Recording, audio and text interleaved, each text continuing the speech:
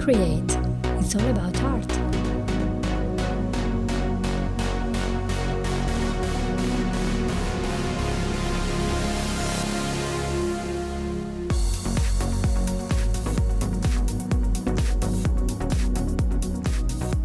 Hello everyone and welcome to the show which is Create. It's all about art. And today we have an amazing guest from, I can't remember where you're from, but hello Katie! Hello. How are you doing today? I'm good, thank you. Where are you from? So I'm based in Freeland in Whitney, Okay. which is Oxfordshire. Okay. I will not tell you guys the long story on how we met, but shall we start with that? How do we meet? So I've been running some art classes on a Thursday evening, and one of the lovely ladies who has been coming invited one of her friends who is a mutual friend, somebody who knows both you and I. And she commented on a post on Facebook. I saw you, I read about you, so I then made contact with you. Yeah. And you cannot see her glorious smile, but she is smiling now. And that's the thing, we are both on this mission to get art back into people's lives. So I had to absolutely interview Katie, and here she is. We already had a very long chat. And I would like to start with the first question, which is, of course, the question I have to ask everyone is, when did you start having an interest in art and what kind of art? So I've always, for as long as I can remember, loved art. I've always loved being creative and practical with my hands. And I've always had an innate desire to draw. It's drawing for me, I think. Anything creative, anything that gets my hands dirty. But drawing, I can lose myself for hours. And it's always been like that, actually. So you were born with a pencil there. I can quite see that because this is how I was since I was really tiny. I remember my parents had a shop when I was younger than 5, and I used to be behind the till for several hours. And they used to give me the till roll, and I used to draw on the back lots of cartoons, pages and pages of them. Did you do the same? Napkins in restaurants. Yes. Tickets on the train. Everything. I've done so much doodling that when I was in high school, I had a chemistry teacher who I really did not like, and I didn't like chemistry much. And one day we had an assessment in the class, and when I finished and I was ready to give a paper to him, I was just doodling on the paper. And then I just gave it to him, and he got really upset. And he gave it back to me and said, copy back on a blank sheet of paper or I'm going to suspend you from the class. Oh! I was terrified. And so very quickly I had to put all my nice formula of sulfuric acid and H2SO4, right? And I put all of this formula in a blank sheet of paper because for him, looking at my doodling, it was just not good. So did you, Katie, did you ever dream of becoming a full-time artist? I think that being an artist having an art career, job, way of living, I've always dreamt of that. Yeah. Always, from actually when I was, well, I think when I was at school, I realised quite early on that I loved it and that I had a real passion for being creative. And I had quite a strict art teacher, but I was always all right. He was actually quite unkind to some kids, but because I could draw, in inverted commas, make marks he approved of, I got away with it. I was all right. So yeah, and he was actually quite a creative man, so we did do some quite fun stuff at school before I started to take exams. But very early on, I realised that art was my thing. Art was the thing I enjoyed. Art was the thing that came quite naturally to me. Being creative took me to, I could just sit and do it. Like I said earlier, I just could lose myself in it. I have lots of pictures of me sat at the dining room table in our family house with an A1 bit of paper. I just used to draw on A1 pieces of paper and just make it up, just draw stuff. So yeah, I've always had a dream of becoming an artist, and I set my sights on art college at school, and that's what I headed towards that. I had it laid out what I was going to do. What did your parents think about this whole idea of being a full-time artist? My mum and dad actually have always been incredibly supportive of me and my sisters. They've always been really encouraging and never pushed us to do things that they thought that we should do. In fact, I don't even know what they thought we should do. But when I left art college, so I did a degree in textiles and surface decoration, and I freelanced for 3 years. And all I wanted to do was to be a designer. And I remember for literally 3 years, traipsing the streets of London with an A1 portfolio under my, on the tube and stuff. And when you're quite young and you don't really know who you are yet, that's really intimidating. And I had to literally psych myself up most days to like, right, come on, let's go. And I remember it being a bit like chicken and egg. I couldn't get into I wanted a studio job, but I couldn't get into a studio job unless I had this amount of freelancing. And to get that amount of freelancing meant I had to continue doing what I was doing. And I did sell work. I didn't sell work, but it was quite isolating. And after college, that's quite difficult. You have to be incredibly self-motivated, don't you, to do that. And I'm not a lone wolf, if you like. I'm quite a people person. I like being around people.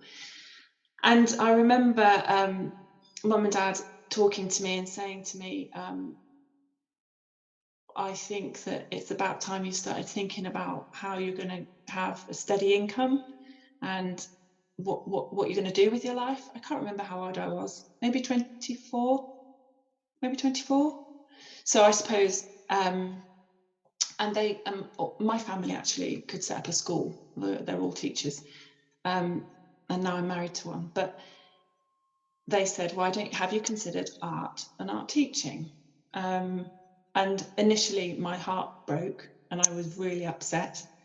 And actually that did stop me in many ways creating for myself.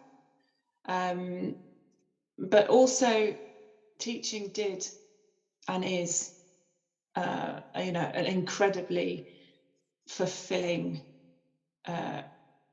career.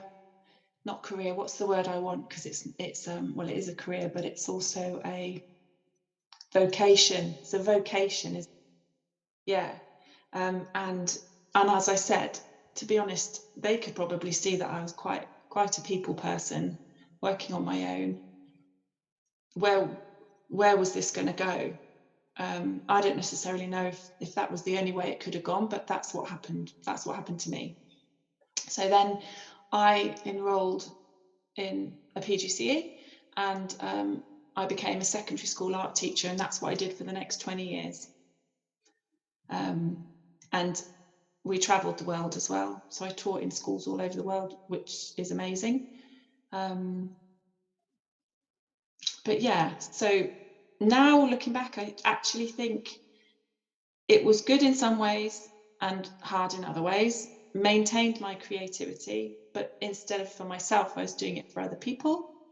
But whilst going through that process, I realised another skill, which is the one which sets me on fire now, which is guiding and supporting other people to discover that creativity inside of them when, for whatever reason, it's quietened down or it's gone away or become a voice of fear, and what if I get it wrong, or I've realized that through my teaching at school, I have that ability to tease that out of other people, and that is really beautiful to see, because it's powerful. Creativity, our own creative voice, is very powerful and important.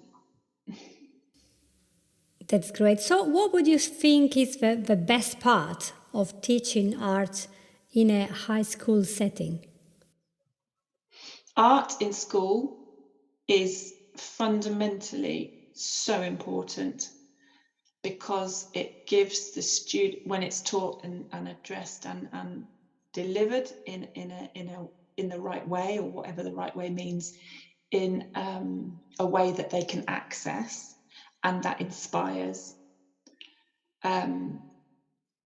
It gives the kids a different voice, and it enables them to do things that come from inside of them. So obviously in school you have to reach certain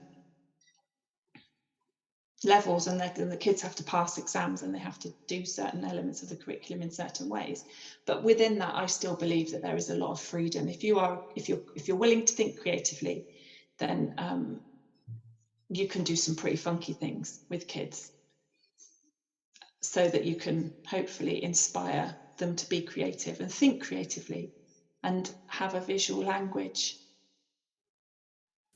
That's great. And what about the worst part of teaching art in a school? I don't think there is one. I actually have thought about that, and I don't That's good. there is one. I would imagine the worst part is trying to teach somebody who thinks they're really, really rubbish and they will not do anything in art because they think you're not good enough, and you're trying to talk to them, but you have 30 people, you can't spend all the time convincing them, please, you can do this, because there is the rest of the class. That will be the worst part. Somebody who is not open at all to your subject. So then you just talk, so I mean, I suppose that's when the clever bit comes in. That's when the planning for what you're going to deliver, to enable the kids who are ready to get on to be able to access that and get on as independently as possible, for it, so that you can therefore hone in on, I mean, that's the skill of a teacher, hone in on that ability to see who needs what and when they need it. And quite often it's just a chat. How are you? What have you been doing today? Yes, This connection, this is the important thing. I absolutely believe that art is really connection. So, what part of your art activities do you enjoy the most today? So, which part do you like? Wearing the special clothes, buying the art supplies. I mean, remember there was a meme on Facebook a couple of months ago, and that said, if you buy art supplies to your children, they will never have enough money or time for drugs. And because the theory behind it is, if I have art supplies, they're going to be so busy doing art that we will not think about going on drugs. And I thought it was hilarious. It's a good attitude. You buy them colors, paint, and let them just have fun, or sculpture materials. So I wanted to ask you, which part of art are you enjoying? You said drawing. So even since when you were young, that's you stuck to drawing, or do you enjoy painting? And which part of that do you actually like? Sharpening the pencils? Is it the beginning, the sketching, the brainstorming, or in the end when you're polishing it? Which part is your favorite? For me, it's about connection.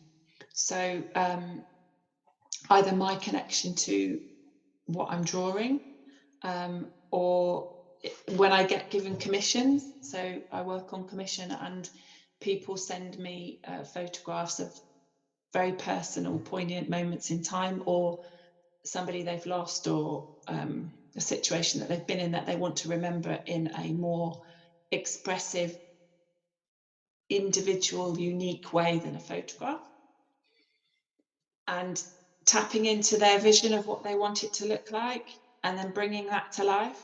connecting to that image, connecting to that person's emotional response to that image, and being able to use my hands to process that is very cool. I like that. There we go. That's amazing. So let's pretend that today somebody's listening to this podcast and is thinking, okay, I would love to try something with art. Would you have some tips for them? So I thought about this, yeah. So I think you have to trust yourself. You have to trust that intuitive thought inside that's right. It is true. So if you have an urge to be creative and artistic and you want to do it, don't doubt that and think, oh, but I won't be able to, or try to quieten down that noise in your head, because it's not helpful. So you need to trust that. If you have an instinct that you want to be creative and you want to do something with art, trust it. It's true. It's there. It's a thing. The other one was something else I thought about and that I found quite useful, because I taught until January this year, 2020, yeah. So actually I'm fairly new in building my own creative business. One of the things that I have found invaluable is meeting people like yourself. So because it inspires you in a different way, and it creates that. As creatives, we tend to be a bit like a firework blowing off everywhere with, oh, I'm going to do this, I'm going to do that, and I'm going to do the other. But at the end of the day, if we're going to do something with it, you do have to have some kind of a plan. So by putting yourself into communities where other people, like-minded people, hang out, you learn and meet and talk to, as we're doing today. You just don't know who you're going to meet and where that's going to go, and how that might spark off something else. So yeah, I think join communities on social media and watch what other people are doing in the creative world, because I found that invaluable in directing my journey, and I continue to do so. And the last one, I think, is patience as well, because we want what we want, and when we think about something and we can see it and we can feel it and we know what it looks like, because I have this huge vision, it can be, we can feel quite impatient and we want to get there, and then that becomes like a push energy, and then it becomes not enjoyable anymore. So I think it's to trust that the organic process, because creativity, the best kind of creativity, is pure, is just so organic and beautiful. And I have this book called Beautiful Oops, and that just pinpoints the whole thing for me. So yeah, you need to get out there and see other things and see what's going on, and try and meet, like I did with you, talk on Facebook or Instagram or whatever, follow people, see what other people are doing. And then one day someone will talk to you, literally or metaphorically. Someone will just pop up and you go, oh, I like that, I like what they're doing. And then that this is helpful. Also gives you confidence, because you're not on your own. And I think artistry can be a bit lonely at times. Mm-hmm.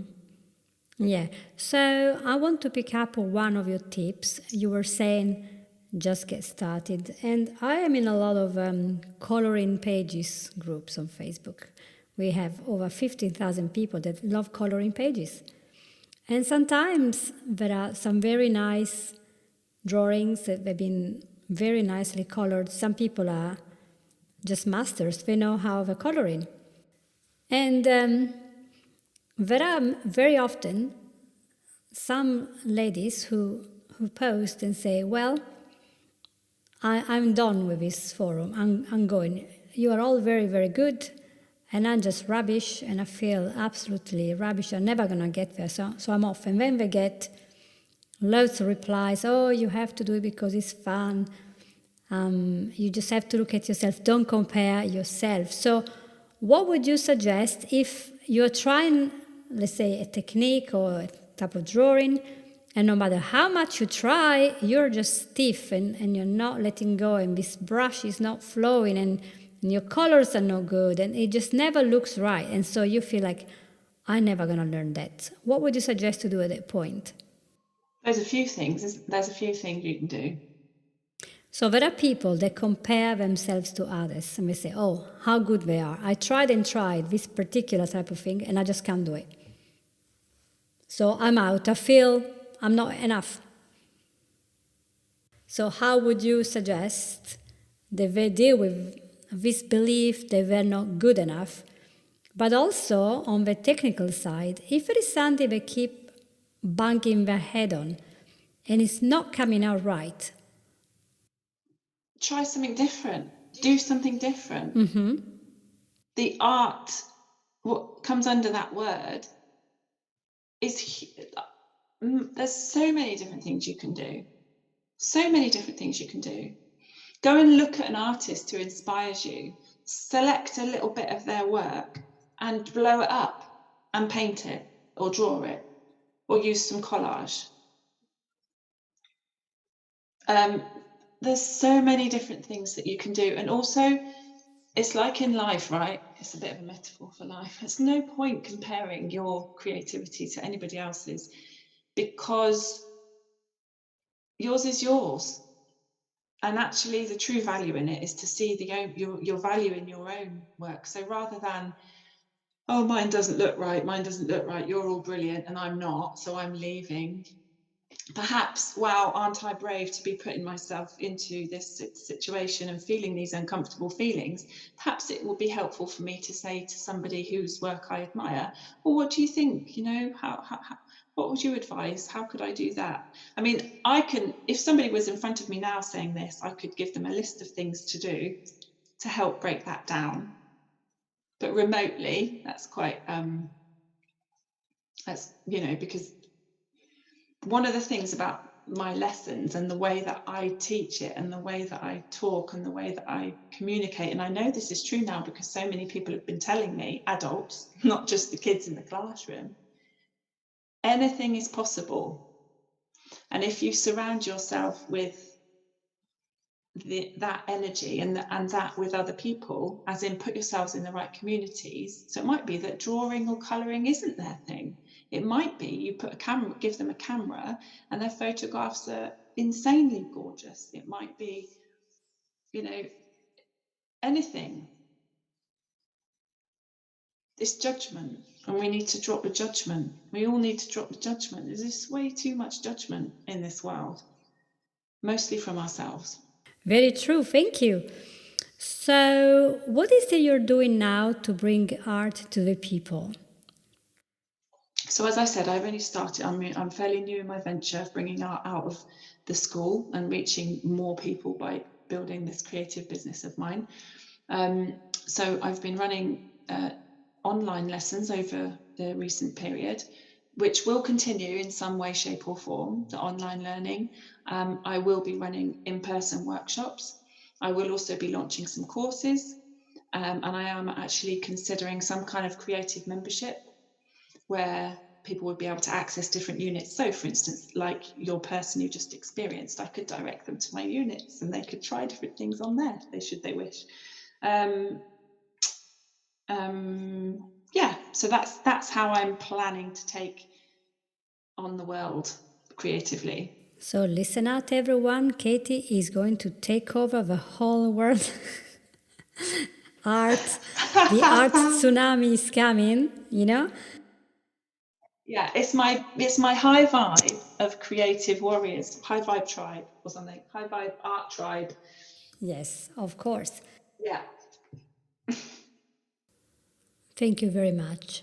It's been wonderful to see how life can be full of art. If we just are very careful not to judge ourselves and be critical, and we just enjoy it, because it's really about connection, it's not about perfection. And it rhymes. It does rhyme. Amazing. I've done a rhyme in another language. So this has been a good journey for you, and one that we hope will become bigger and bigger and expand and touch the lives of many people. And I'm sure that lots of them will want to connect with you. and maybe do some drawing with you. So where can we find you? Okay, so I have my website, which hasn't been launched yet, but it will be launched this year, and that's katiemanning.co.uk. And then I have a Facebook group where people can, a free Facebook group called Creativity with Katie, and my Facebook page and my Instagram is Art by Katie Manning. Perfect. So guys, you know where to find her, and thank you very much for being with us, and we'll see you all next time. Remember, if you have liked this episode, click and share this episode with your friends and subscribe. Yes, we want this to be shared. I can see all these faces. Thank you, Kate, and have a lovely day. Bye-bye, everyone.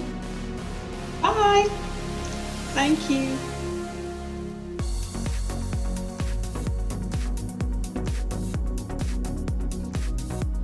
You have listened to Create. It's all about art.